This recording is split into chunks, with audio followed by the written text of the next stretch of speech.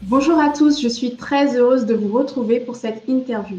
Mon nom est Audrey Chibangou, je suis responsable de la jeunesse de l'église de Villeneuve-le-Roi et je suis très honorée de pouvoir faire cette interview pour vous aujourd'hui. Donc, dans le cadre des événements, des rassemblements que nous organisons, le thème est « En France comme au ciel ». Et donc, dans ce cadre-là, je vais faire cette interview de Virginie Montauban, qui est responsable de la jeunesse de l'église de Villers-le-Bel, et de Raphaël Di Filippo, qui est responsable de la jeunesse de l'église d'Arras. Donc, bonjour à vous. Bonjour Audrey. Salut Audrey, salut les jeunes. Bonjour, je suis très contente de vous interviewer aujourd'hui. Alors, je vais tout d'abord vous demander de vous présenter très brièvement donc, votre fonction, votre église, en commençant par toi, Virginie. Ok, merci Audrey. Alors moi, comme vous le savez, je suis Virginie Montauban, responsable des jeunes de l'église de Villiers-le-Bel. Ça fait environ 6 ans que je fais ce ministère et j'ai 33 ans. D'accord. Et toi, Raphaël? Alors, je m'appelle Raphaël Di Filippo. Je suis responsable de l'église d'Arras, le responsable de jeunes. J'ai 31 ans et ça fait à peu près 4-5 ans que je suis dans ces fonctions. D'accord, très bien. Alors, ça fait déjà un petit moment que vous êtes dans vos fonctions, donc responsable de jeunes. Mais moi, j'aimerais savoir comment est-ce que vous avez commencé? Par quoi est-ce que vous avez commencé votre ministère? Quelles ont été les choses que vous avez faites au début? Donc, Virginie, est-ce que tu peux nous en dire un peu plus? Oui, alors bon, pour moi, donc ça fait 6 ans que je suis responsable des jeunes, mais le ministère des jeunes, j'étais active depuis avant ça, environ 10 ans. Moi, ça a commencé vraiment avec la parole de Dieu, parce que c'est comme ça que j'ai rencontré Christ, avec la Bible, et c'est comme ça que je suis tombée amoureuse littéralement de la Bible. Donc du coup, pour moi, ça a été tout ce qui était partager la parole. Donc faire des études bibliques avec des jeunes, avec des groupes de jeunes, voilà, des dévotions, soutenir aussi beaucoup le quiz biblique. Ça a été une grande passion dès le départ. Donc je préparais des études et des enseignements, soit pour l'Église, mais surtout pour les jeunes. Et je les préparais pour soutenir aussi la responsable de jeunes de l'époque, Emeline. Et puis voilà, en fait, dans le cadre des réunions de jeunes aussi, tout ce qui était partager la parole, en fait, c'est dans ça que j'ai œuvré en premier. D'accord, donc toi, la parole, ça a vraiment été la chose qui t'a poussé à faire ce ministère. Exact, ouais. Et toi, Raphaël, quelle a été cette chose qui a fait que tu as commencé ce ministère? Comment est-ce que tu as commencé? Qu'est-ce que tu as fait au début? Alors, me concernant, moi, ce qui a été surtout un moteur, c'était de me rendre disponible pour mon responsable, Jérémy, à l'époque, quand j'étais à Bordeaux. C'était vraiment me rendre disponible, l'aider, parce que, bon, voilà, la charge de responsable de jeunes, c'est une belle charge. Et donc, du coup, pour essayer de l'aider dans ça, donc dans ma disponibilité, dans la musique, dans les dévotions, réunions de jeunes. J'ai pu aussi également m'appliquer dans le quiz biblique. Donc, tout ça a fait que ben, voilà, je suis tombé au niveau du ministère des jeunes, et c'est un très beau ministère. D'accord, donc toi, ça a été, pardon. Donc toi, c'était ta disponibilité qui a fait que tu as commencé. Tu t'es rendu disponible à plusieurs endroits, d'accord. Exactement. Et pour toi, Virginie, quel a été réellement l'élément déclencheur quand tu as commencé à servir Dieu? Qu'est-ce qui a fait tilt en fait? Pour moi, je ne peux pas dire qu'il y a vraiment eu un élément déclencheur extérieur. En fait, ça a été se passer du tout au tout. Dès que vraiment j'ai rencontré Christ, dès qu'il a touché mon cœur, tout de suite, c'était d'ailleurs dans une convention de jeunes à Melun, en fait, tout de suite, pour moi, la suite logique, c'était de donner ma vie à Christ. Donc, j'ai envie de dire, ça a été la suite logique de mon baptême, en fait. Dès que j'ai rencontré Christ, pour moi, c'était une évidence. Il fallait que je m'engage, il fallait que je me donne à lui. Donc, ça a été la suite de mon baptême. Dès que je me suis fait baptiser, en fait, le fait d'avoir Christ dans mon cœur, le fait d'avoir reçu le Saint-Esprit, j'avais qu'une seule obsession, une seule envie, c'était de partager, en fait. Donc, c'est pour ça que ce soit la parole, partager la parole, tout ce qui pouvait finalement, en fait, permettre de partager l'amour que j'avais pour Dieu. Donc, j'ai commencé avec aussi la chorale avec le groupe de louanges, donc tout ce qui était partagé, la louange, la parole de Dieu. Et après, comme j'ai dit, tout ce qui était étude de la parole. D'accord, donc toi, c'était plus un cheminement logique en fait pour toi. Exact, ouais. Ça a été vraiment, dès que j'ai rencontré Christ, c'était la suite logique. Il n'y avait pas d'autre choix, quoi. Exactement, d'accord, très bien. Et pour toi, Raphaël, est-ce qu'il y a eu un élément déclencheur quand tu as commencé à servir Dieu? Alors moi, un peu comme Virginie, j'ai pas eu d'élément vraiment déclencheur. C'était surtout, ça s'est fait naturellement. Je me suis dit que le Seigneur m'avait donné des talents, il m'avait donné des capacités et que ben, il fallait, Matthieu 6,33 nous dit de mettre le royaume de Dieu en premier, donc c'est ce que j'ai fait, j'ai mis mes talents au service du Seigneur, j'ai essayé de développer mes talents pour le service et en fait ça s'est fait très naturellement, j'ai pas forcément attendu qu'on me pose la question de savoir si je voulais, j'ai posé moi-même la question, est-ce que je peux me rendre utile? Et ça s'est fait très très naturellement. À partir du moment où j'étais impliqué dans l'église, où j'étais fidèle, fervent, je me suis dit, il faut que je mette mes talents pour le Seigneur. D'accord. Donc pour toi aussi, ça a été quelque chose de logique de mettre tout ce que tu sais faire au service de Dieu. Tout à fait, naturellement. D'accord, très bien. Et je voulais savoir, à quel âge est-ce que vous avez commencé à être responsable de jeunes? Virginie, à quel âge est-ce que tu as commencé? Moi, j'avais exactement 26 ans. Ouais, j'avais 26 ans quand je suis devenue responsable des jeunes. Et quel a été ton état d'esprit quand tu as accepté ce ministère à 26 ans? Oula, c'était pas facile.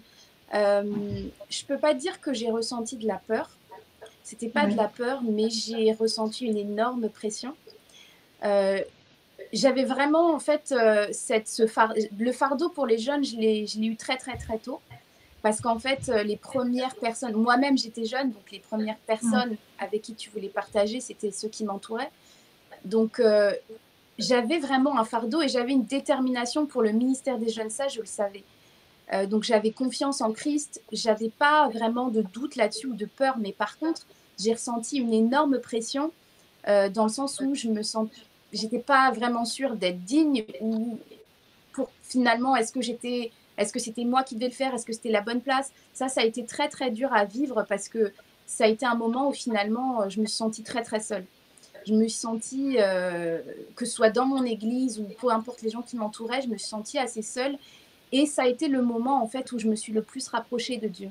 Où j'ai dû vraiment me dire, écoute, en fait, il ne s'agit pas de toi, que ce soit le ministère ou peu importe ce que tu vas faire, il ne s'agit pas de toi, mais de Christ. Donc voilà, c'était un moment où il fallait vraiment sortir tout ce qui est égo, tout ce qui est soi, en fait, se départir de tout ça et mettre Dieu à la première place. Et c'est vrai que je reconnais, moi, je sais pas, c'est peut-être pas pareil pour tout le monde, mais c'était un moment dur où j'ai eu beaucoup de tristesse, j'ai beaucoup pleuré, mais je me suis vraiment appuyée sur Dieu. Et je pense que c'est le moment où j'ai eu le plus d'intimité avec Christ. Et je crois vraiment que les plus grandes choses, elles arrivent aussi avec les plus grandes épreuves. Et moi, ça a été typiquement ça, tu vois. J'ai été vraiment éprouvée et j'ai dû m'appuyer à fond sur Christ. Et jusqu'à présent, c'est ce qui me maintient. Le fait de me dire qu'il ne s'agit que de lui et qu'il est ma seule force, il est mon seul courage et la seule raison finalement de faire tout ça. Effectivement, oui. Et je me retrouve un peu dans ce que tu dis quand tu dis que, voilà, à 26 ans, voilà, tu te sentais un peu seule, tu avais un peu cette pression. Mais en fait, je suis d'accord avec toi quand tu dis que c'est vraiment dans ces moments-là, dans ces moments de difficulté où finalement tu as un choix à faire et quand tu décides de t'appuyer sur Dieu, là, il est ta force en fait, c'est lui qui te renouvelle, il est ton appui, ton soutien. Et je me retrouve totalement dans ce que tu dis. Et pour toi, Raphaël, à quel âge est-ce que tu as commencé à être responsable de jeunes? Alors, j'avais 26-27 ans. D'accord. Et ouais, c'était, je rejoins un peu Virginie. Moi, personnellement, pour mon témoignage personnel, j'étais déjà tiraillé un petit peu depuis quelques temps parce que j'avais vraiment ce fardeau pour les jeunes. Mais je ne savais pas si c'était le moment. J'étais encore jeune. Quand je dis jeune, c'était jeune au niveau de l'église. Donc, je me disais, est-ce que c'est vraiment le bon moment? Et en fait, je ne sais pas si Samuel se souvient, le responsable de jeunes national, il a une réunion de jeunes, si je ne dis pas de bêtises, c'était en 2017. Il est venu prier pour moi pendant un moment d'appel à l'hôtel et il y a eu cette parole qui est sortie dans sa prière qui m'a dit, il est temps de prendre ta place. Et ça a eu un écho particulier en moi. C'est-à-dire que j'ai été tiré entre le fait, ben voilà, t'as l'appel qui est dans ta vie. Et d'un autre côté, tu te sens pas prêt, tu te sens, enfin voilà, tu te sens faible, par tes propres forces, tu peux pas y arriver. Et j'ai remis tout dans la prière et puis j'ai pu le partager avec mon pasteur. Et puis progressivement, en fait, ils m'ont délégué, il m'a délégué cette fonction en m'accompagnant. Et en fait, c'est vraiment ce que Sœur Virginie disait, c'est que par nous-mêmes, on peut pas y arriver. Par nous-mêmes, on peut pas y arriver. C'est vraiment le Seigneur qui nous donne la force, c'est le Seigneur qui nous inspire, c'est son esprit qui nous conduit. De notre propre force, on ne peut pas y arriver. Vraiment, de notre force, on ne peut pas y arriver. Et il a enlevé en fait les doutes au fur et à mesure. Alors je dis pas que j'en ai plus, parce que c'est faux, on a toujours des doutes. Mais c'est le Seigneur qui nous permet d'avancer et c'est lui qui nous soutient sur le chemin. Tout à fait, waouh. Et ce que tu dis, il est temps que tu prennes ta place. Ça a dû être fort en fait quand tu as entendu ces paroles. Comment est-ce que ça s'est passé exactement? Parce que c'est quand même clair comme message. C'est clair, mais en même temps, on a toujours cette part, enfin, notre part humaine qui nous dit, qui veut freiner les choses en fait. On a Ouais. toujours cette part de nous qui nous dit non, t'es pas prêt, arrête, reste où t'es bien où t'as pas de responsabilité, voilà, c'est ça en fait, c'est cette part-là qui faisait, et c'était un petit combat, et avec l'aide du Seigneur, et puis en partageant avec mon pasteur, c'était plutôt, ça s'est arrangé comme ça, mais c'est vrai que ben, voilà, le Seigneur m'a aidé à prendre la bonne décision. Amen.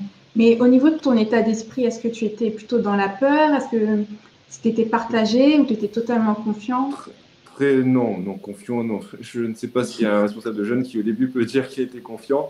Non, j'étais partagé, j'avais des doutes. Comment faire les choses, parce que bon, on dit on arrive là, on n'a pas forcément, on sait pas forcément en fait tout ce qu'un responsable de jeunes, c'est ça l'idée, c'est qu'on n'a pas forcément la connaissance de tout ce qu'un responsable de jeunes doit subir. En fait, de l'extérieur, on peut se dire, oh, c'est pas, ça doit pas être très difficile. Et en fait, c'est en rentrant dans le ministère qu'on se rend compte de la charge, de la responsabilité qu'on a. Et des doutes, j'en avais forcément. Des doutes, j'en avais. J'étais très partagé. Et je remercie le Seigneur pour mon pasteur parce il m'a pas, voilà, il m'a pas abandonné. Il m'a accompagné, il m'a conseillé. Et vraiment, voilà, c'était quelque chose de. Enfin voilà, c'est une expérience très positive. Ah. Et donc, toi, comme Virginie, vous avez commencé donc, à peu près au même âge, donc 26-27 ans. Et c'est vrai qu'il y a, je pense, beaucoup de jeunes de 26-27 ans qui se demandent encore, peut-être ils ont un appel dans leur vie et peut-être ils se disent, mais est-ce que je dois y aller? Est-ce que je dois attendre? Qu'est-ce que vous leur diriez? Virginie, qu'est-ce que toi tu dirais? Moi, pour ma part, je dirais que c'est une question qui revient souvent, en fait, et que ce soit pour l'appel du ministère, mais même aussi pour des rencontres qu'on peut faire, les relations. Souvent, les gens se demandent, en tant que chrétien, comme Raphaël l'a dit, on peut avoir beaucoup de doutes. Donc, on se dit, est-ce que je dois pas, Seigneur? C'est clair et net que la première chose, ça va être de remettre en prière, parce que souvent, on a l'habitude de demander conseil à des amis ou juste en fait de se questionner, de réfléchir pendant des heures et des heures jusqu'à pas dormir. Mais la première chose, est-ce que tu as demandé à Dieu? Des fois, c'est tout bête, mais on le fait pas. Mais après, la difficulté, c'est aussi, mais comment savoir finalement? Moi, je dis que effectivement, quand c'est la volonté de Dieu, Dieu donne tous les signes. Il te répond, Dieu parle de plusieurs manières. Il te parle à travers un verset sur lequel tu vas tomber. Il te parle à travers les responsables spirituels qui t'entourent. Il te parle à travers la paix qu'il te donne dans ton cœur aussi. Tu vois, des fois, tu as des réponses. Moi, j'ai déjà eu ça, des réponses de Dieu très claires, très, très, très claires, que ce soit dans mon esprit ou dans mon cœur. Et je pense qu'on est convaincu, on peut être certain que c'est la réponse de Dieu et la volonté de Dieu quand tout concorde. Quand vraiment, tu vois, tous les éléments spirituels, les éléments qui viennent de Dieu sont reconnaissables et s'alignent. Et ça, c'est quand tu trouves ça, tu vois, et c'est pour ça qu'il faut développer cette intimité avec Dieu. Faut le solliciter aussi, parce que quand on ne le fait pas, malheureusement, on n'arrive pas à ce stade-là, tu vois, de ta relation avec Dieu. Mais il faut le solliciter pour avoir ces expériences-là, tu sais, où tu comptes. Maintenant, tu as l'expérience réelle de ce que c'est que parler avec Dieu, de ce que c'est d'avoir la réponse de Dieu. C'est ça pour moi, en fait, qui te permet d'être sûr, d'être convaincu que c'est la bonne chose ou pas. Oui, amen. Et Raphaël, qu'est-ce que tu en penses? Est-ce que tu penses comme Virginie que c'est finalement peut-être la relation avec Dieu, si elle est vraiment sincère, enfin, c'est Dieu qui te révèle en fait, qui te fortifie dans cette pensée, dans ce choix. Je suis d'accord avec Virginie dans ce sens-là, c'est-à-dire qu'effectivement, c'est le Seigneur qui nous éclaire. Si, de toute façon, si on le fait de nous-mêmes, si on le fait avec nos propres forces, si c'est sur notre propre volonté, ça ne fonctionnera pas. Ça ne fonctionnera pas. Et c'est vraiment quelque chose qu'il faut que chacun développe, en fait, une intimité avec le Seigneur. Chercher la volonté du Seigneur avant toute chose. Passer du temps dans la prière, dans la parole. Chercher la volonté du Seigneur, parce que la parole de Dieu nous dit que la volonté de Dieu est au-dessus de notre volonté, ses plans sont au-dessus de nos plans. Donc, vaut mieux s'appuyer sur les projets du Seigneur que sur nos propres projets, parce que ces projets sont les meilleurs pour nous. Tout à fait. Et est-ce que la clé, ce ne serait pas finalement avoir une réelle relation avec Dieu et ensuite le ministère en découlera? Virginie, qu'est-ce que tu en penses? Amen, amen. Ça, c'est la base. J'ai envie de dire, je pense, dans tout ce qui concerne la vie chrétienne, tu vois, au-delà de parler du ministère des jeunes, ça peut être un autre ministère, mais j'ai envie de dire, à partir du moment où on est un soldat de Christ, on est engagé dans le ministère, la première chose, la base, c'est ta relation personnelle avec Dieu. Parce que par contre, malheureusement, c'est possible d'œuvrer, c'est possible d'être impliqué et de pas forcément avoir, tu vois, cette relation forte avec Dieu. Mais quand on commence comme ça, il y aura toujours un effet pervers. C'est-à-dire que soit on va pas tenir sur la durée, soit aussi on peut produire, ça peut être contre-productif, parce que quand tu le fais pour les autres, pour toi-même, etc., il y a un moment où tu vas pas tenir jusqu'au bout, il y a un moment donné où tu vas être déçu, où tu vois ce que je veux dire? Finalement, l'ego, le soi va prendre le dessus. Alors que, après, c'est pas une fatalité, parce qu'on peut commencer comme ça, tu sais, et avec le ministère, Dieu te montre comment mieux maintenant être avec lui. Et alors ta relation se développe et ton ministère va se développer aussi, tu vois. Mais ce qui est sûr, comme tu as dit, c'est que c'est la relation personnelle avec Dieu en premier. Et souvent, le ministère, justement, t'aide à grandir dans cette relation personnelle avec Dieu. Tout à fait. Je suis tout à fait d'accord avec toi. Et on sait que le ministère, c'est pas facile tous les jours. Ça, on le sait. Et finalement, j'entends un petit rire. Finalement, qu'est-ce qui vous a permis de tenir bon dans les moments difficiles? Parce que parfois, les gens qui peut-être sont à l'extérieur ou qui ne sont pas dans ce ministère-là ou peut-être même un autre, peut-être qu'ils ne peuvent pas se rendre compte de la difficulté, mais vous qui êtes dedans, comment est-ce que vous faites? Qu'est-ce qui vous a permis de tenir bon? Raphaël, par exemple, qu'est-ce qui t'a permis de tenir bon? Ouais, on va rejoindre ce qu'on disait jusqu'à maintenant, hein. C'est la relation avec le Seigneur avant tout qui permet de tenir, parce que ça nous rappelle qu'on ne fait pas ça pour nous, on ne fait pas ça pour les autres, on fait ça pour le Seigneur. C'est le Seigneur qui nous permet d'être là où on est, aux responsabilités, parce que c'est son plan pour nous. Et c'est lui qui nous permet de tenir. Alors après, évidemment, il y a le fardeau pour les jeunes. C'est le fardeau pour les jeunes aussi qui fait tenir, cette volonté, cette envie de voir les jeunes sauvés, de voir les jeunes aller jusqu'au bout, ne pas abandonner. Et puis évidemment, tous nos responsables spirituels, les conseils qu'on peut recevoir d'eux, enfin voilà, tous les conseils qu'on nous prodigue, les encouragements, c'est ça qui permet de tenir. Je sais que voilà, mon pasteur n'hésite pas à me donner un conseil, mes responsables spirituels n'hésitent pas à me donner des conseils, et c'est vraiment ça qui nous permet aussi d'avancer, de pouvoir rectifier les choses, de pouvoir corriger les choses. Et il faut savoir être à l'écoute. C'est ça aussi qui est important, c'est qu'il faut savoir être à l'écoute. Il ne faut pas être orgueilleux, faut pas faire la sourde oreille. Il faut vraiment être à l'écoute des conseils, parce qu'on est jeune, et ceux qui le sont un peu moins, ils ont la sagesse Et nous, on a la force et il faut aussi savoir s'appuyer sur la sagesse des anciens. Tout à fait, tout à fait. Et j'aime bien ce que tu dis quand tu dis qu'il ne faut pas faire la sourde oreille, qu'il ne faut pas être finalement têtu dans notre idée quand on nous donne des conseils. Voilà, toujours les prendre, surtout quand c'est des conseils qui viennent de nos responsables, des conseils qui viennent de nos pasteurs, des conseils qui viennent des personnes qui nous encadrent. Toujours écouter ces conseils. Et toi, Oui. Virginie, dans les moments difficiles, dans les moments où tu doutais finalement, mais qu'est-ce qui t'a fait tenir bon? Amen. Alors écoute, je vais pas être originale, c'est sûr, mais la première chose, parce que comme tu l'as dit, c'est vrai, ça a son lot de difficultés. Franchement, il ne faut pas se mentir. Tu peux avoir des années glorieuses comme ça, où tout est en feu, le ministère grandit, les jeunes grandissent et on est super heureux. Puis des moments aussi où, tu vois, des pandémies qui arrivent. Il y a toujours des choses, tu vois, que tu ne peux pas prévoir. Moi, vraiment, ce qui me permet de tenir bon dans ce ministère, c'est l'Esprit de Dieu. Il faut être rempli du Saint-Esprit. Vraiment, il faut être rempli du Saint-Esprit, de la présence de Christ en toi, parce que c'est ton fuel, quoi. C'est ce qui te permet de continuer, d'avancer. La deuxième chose vraiment qui me permet de tenir bon aussi dans le ministère des jeunes, c'est de toujours se rappeler, se souvenir des bonnes choses, des grâces que Dieu a faites, des victoires que Dieu a données. Ne pas oublier, parce que souvent on contemple les problèmes, puis on oublie après toutes les grâces qu'il y a eu à côté. Dieu a donné tellement de victoires, il a tellement, tu vois, de se rappeler même des baptêmes, des jeunes qui ont changé, de certains, tu vois, qui étaient tellement loin et puis qui sont venus à Christ. Moi, j'essaie vraiment tu vois, j'ai un petit carnet où je note, j'essaie de rien oublier, tu vois, la Bible dit compte les bienfaits de Dieu, mets-les devant tes yeux. Tu verras combien le nombre en est grand, c'est ça, tu vois, que j'essaie de toujours faire, de ne jamais oublier tout ce que Dieu a déjà fait. Il y a eu tellement de jeunes sauvés, tellement de baptêmes, d'âmes qui sont venues à Christ. Ça, c'est une source de motivation quand les choses deviennent difficiles, de dire non, rappelle-toi, rappelle-toi.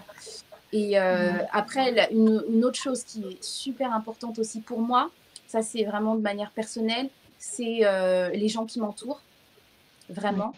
Ma famille, alors Jérémy, qui a un soutien pas possible, alors à sa manière, des fois il peut être très dur, mais finalement, tu sais, c'est un peu mon encre solide aussi, tu vois, que Dieu m'a donné finalement. C'est important d'être bien entouré.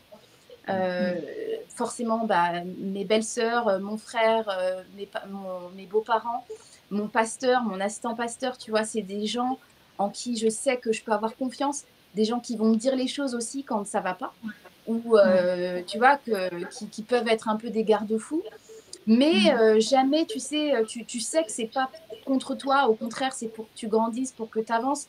Ça, c'est hyper important d'être bien entouré. Et d'ailleurs, au-delà du ministère, même dans sa vie personnelle, toujours bien choisir les gens qui nous entourent. Ça, c'est très, très, très important parce que les gens peuvent te tirer vers le bas, mais aussi t'élever vers le haut. On n'est pas seul dans ce ministère, donc ça, c'est très important. Après, c'est bien aussi, si on peut, d'être entouré d'une équipe, tu vois, d'avoir des soutiens là où tu es un peu plus faible, et ben, tu peux t'appuyer sur d'autres jeunes qui ont d'autres forces. Ça, c'est une super aide pour tenir bon. Et bien sûr, la prière. Ça, quand je me sens... Des fois, tu arrives dans des moments où tu te dis, voilà, tu veux pas forcément... Les gens ne le voient pas, mais tu es en train de terminer un truc, tu es dans une nuit blanche, tu pleures. Et c'est là que tu te tournes vers lui, tu cries vers lui. Et moi, je veux le témoigner. Jamais, jamais, jamais, j'ai prié et Dieu n'a pas répondu. Jamais. Il a toujours répondu. Toujours. Amen. Il m'a toujours sorti de mes galères, toujours. Donc voilà, il faut s'appuyer sur toutes ces choses-là et à la fin, on arrive jusqu'au bout. Ouais, c'est vrai que Dieu ne nous abandonne pas, même dans les moments difficiles. Des fois, on a l'impression que c'est vraiment la fin du monde en fait qui nous est arrivé, que c'est le ciel est tombé sur nous, que vraiment rien ne va. Mais j'aime beaucoup ce que tu fais avec ton carnet et j'aimerais peut-être encourager quelqu'un qui peut-être se trouve dans une difficulté, dans son ministère ou autre. Prenez un carnet et note en fait. Quand le Seigneur fait quelque chose de bien pour toi, note. Quand il y a un baptême ou quelqu'un à qui tu as témoigné qui vient, par exemple, note-le. Et en fait, en tant qu'humain, on a tendance à se focaliser sur ce qui manque, sur ce qui ne va pas, sur ce qui n'est pas bien. Et avoir un carnet, c'est vrai que ça nous permet de vraiment se remémorer, se dire que mais il y a un Dieu qui est là et qui prend soin de moi et qui fait les choses et qui Et finalement, au lieu de regarder les petits points négatifs, les petites choses qui ne vont pas, eh ben, on se dit, ah, mais Dieu, il est toujours là, en fait. Et il faut que je me rappelle, il faut que je me souvienne de ces choses-là.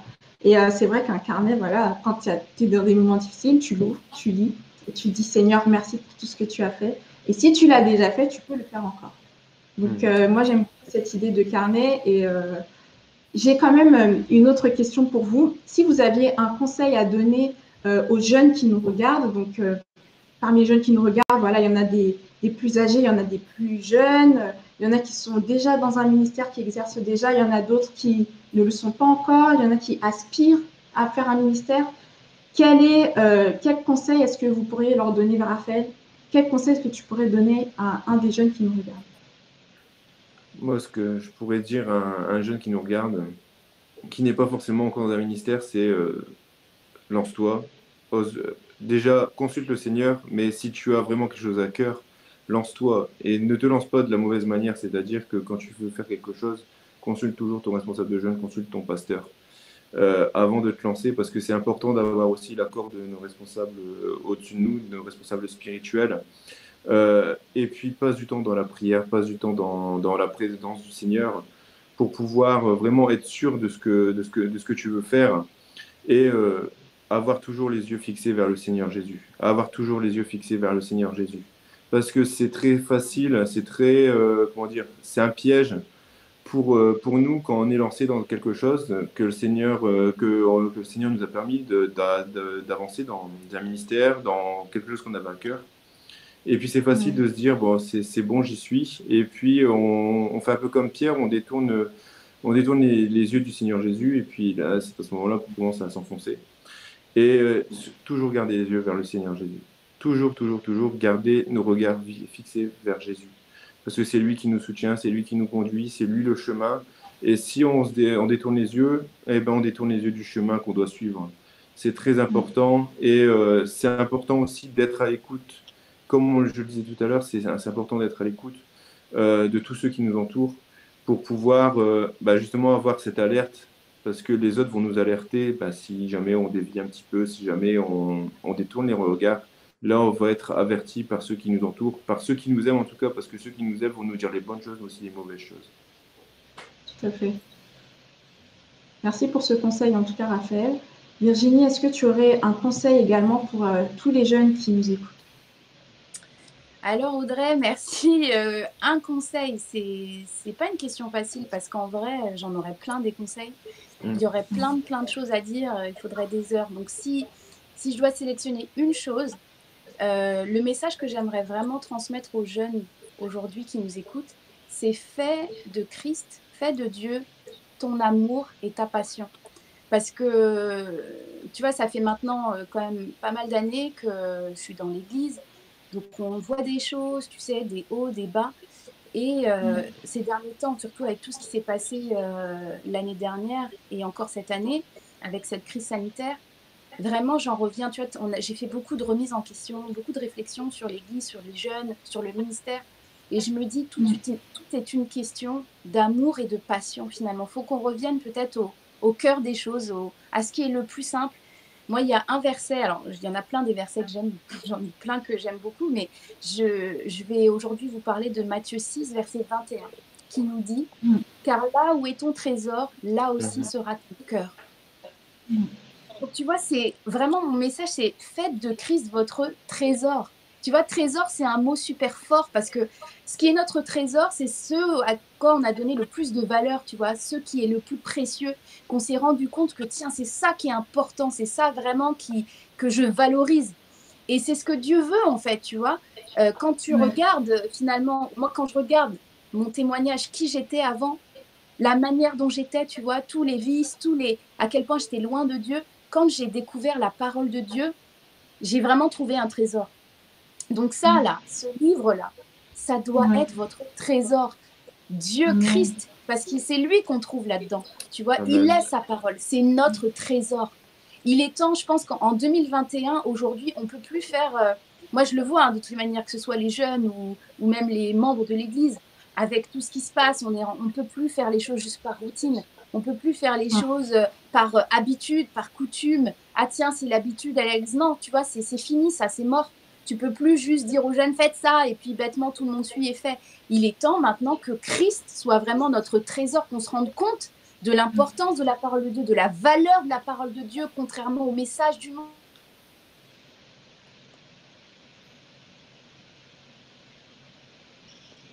Désolée, il y a une Pas de problème. Contrairement à, tu vois, tout ce que ce monde-là peut nous offrir. Christ doit être notre trésor, tu vois.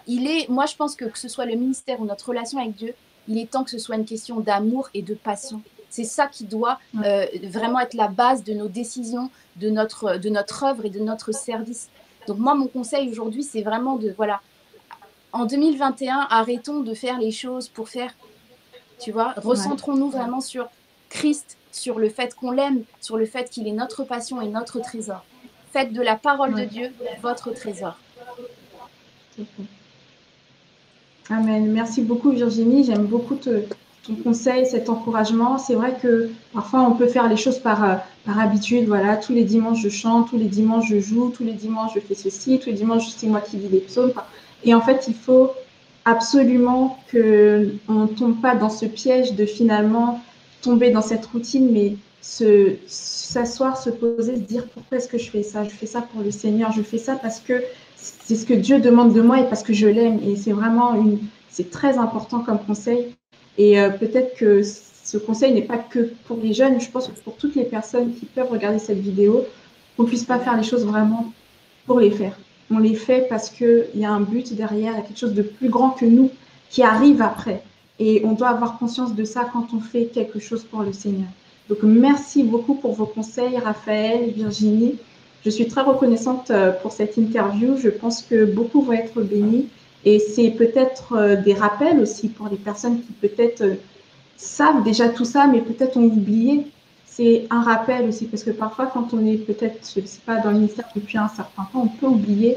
Et il est temps qu'on se rappelle, comme tu disais, Virginie, en 2021, qu'on puisse faire les choses pour le Seigneur et avoir une réelle relation. Amen. Donc, merci beaucoup, Raphaël. Merci beaucoup, Virginie. Ce fut un plaisir de vous interviewer et je suis sûre que beaucoup ont été bénis. Merci à toi, Audrey. Merci, Audrey. Et n'oubliez pas pour ceux qui sont encore avec nous, n'oubliez pas de consulter les pages Instagram et YouTube EPU Jeunes. Vous aurez toutes les informations qu'il faut pour ces rassemblements sur ces pages. Que Dieu vous bénisse. À bientôt.